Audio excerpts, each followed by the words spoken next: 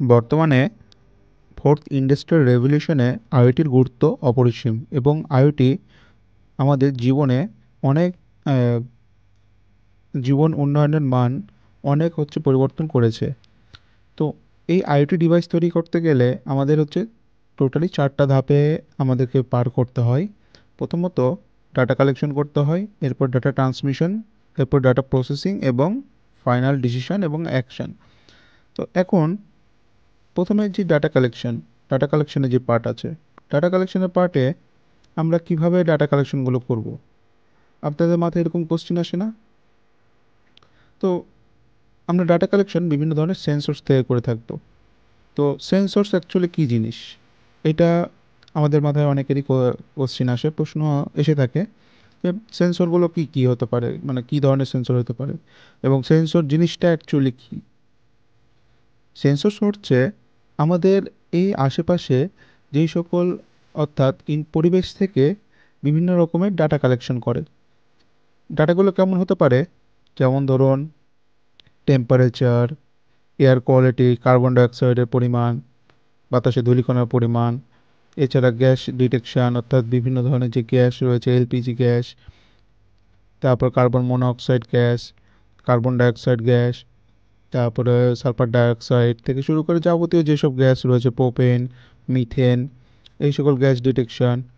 এছাড়া বিভিন্ন ময়েশ্চার, যেমন air moisture, humidity, soil moisture. এছাড়াও বিভিন্ন রকমের ডেটা সে কালেক্ট করে সে কী করে? মাইক্রো কন্ট্রোলারে পাঠিয়ে দেয় এবং মাইক্রো কন্ট্রোলার বাকি যাবতীয় কাজগুলো করে থাকে। সেন্সরস মেইনলি মূলত এনভায়রনমেন্ট থেকে বিভিন্ন রকমের ডাটা কালেক্ট করে। তো সেন্সরসগুলো কী হতে পারে? এখানে অনেক রকমের সেন্সরস রয়েছে। তো প্রথমে আমরা আজকে যে মেইন যে সেন্সরগুলো আমাদের আইওটি ডিভাইসে ব্যবহার হয় সেগুলো নিয়ে মূলত আমরা আলোচনা করব। প্রথমে আসি টেম্পারেচার সেন্সর। টেম্পারেচার সেন্সরের মধ্যে সবথেকে পপুলার সেন্সর হচ্ছে DHT11, DHT22, LM35 এবং DS18B20। DHT11, DHT22, LM35 এগুলো সবগুলোই এয়ার টেম্পারেচার এবং হিউমিডিটি মেজর করে থাকে। LM35 শুধু টেম্পারেচার মেজর করে, বাট DHT11 এবং DHT22 আমাদের এয়ার টেম্পারেচার এবং হিউমিডিটি সে মেজর করতে পারে। অন দ্য আদার হ্যান্ড আমাদের যে DS18B20 যেটা রয়েছে সেটা অনলি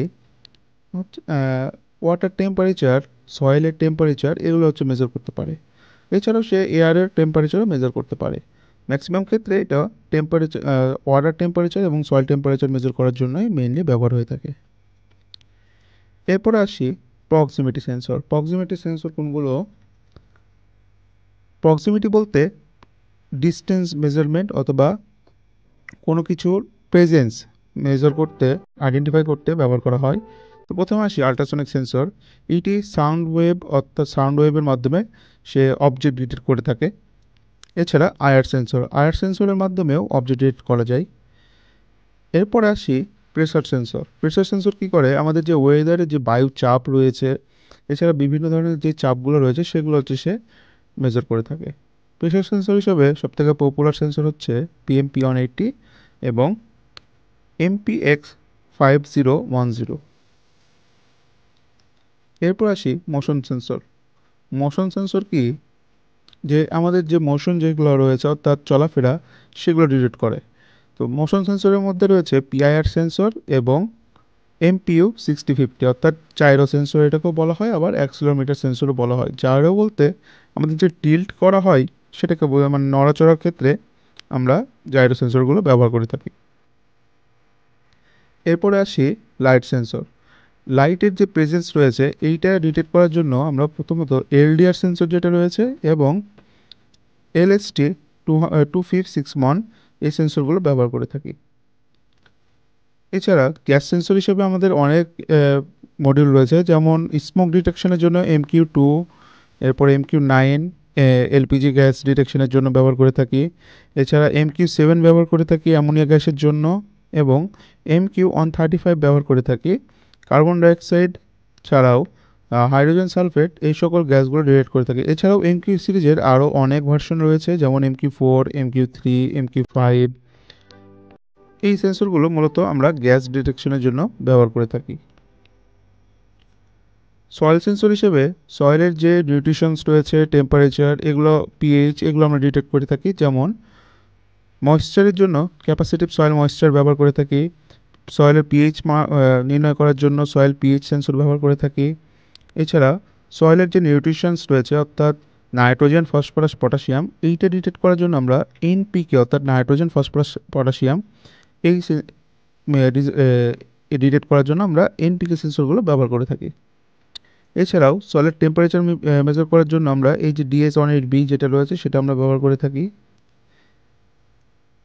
এছাড়াও আমাদের ওয়াটারের যেসব মলিকিউল রয়েছে সেগুলো ডিটেক্ট করার জন্য আমাদের বেশ কিছু সেন্সর রয়েছে। যেমন সয়েলের ওয়াটারের পিএইচ নির্ণয় করার জন্য আমরা ওয়াটার পিএইচ সেন্সর ব্যবহার করে থাকি। এছাড়া TDS অর্থাৎ টোটাল ডিজলভ সলিড, অর্থাৎ পানিতে কী পরিমাণ খনিজ পদার্থ রয়েছে সেটা মেজার করার জন্য আমরা TDS সেন্সর ব্যবহার করে থাকি। এছাড়া পানিতে কী পরিমাণ বস্তু রয়েছে, অর্থাৎ সবুজাভ বস্তু বা ঘনীভূত পানি কতটুকু স্বচ্ছ কি অস্বচ্ছ, সেটা নির্ণয় করার জন্য আমরা টার্বিডিটি সেন্সর ব্যবহার করে থাকি। এবং পানিতে কী পরিমাণ অক্সিজেন রয়েছে সেইটা মেজার করার জন্য আমরা ডিজলভ অক্সিজেন সেন্সর ব্যবহার করে থাকি। তো এই ছিল আমাদের আজকে মূলত সেন্সর পরিচিতি।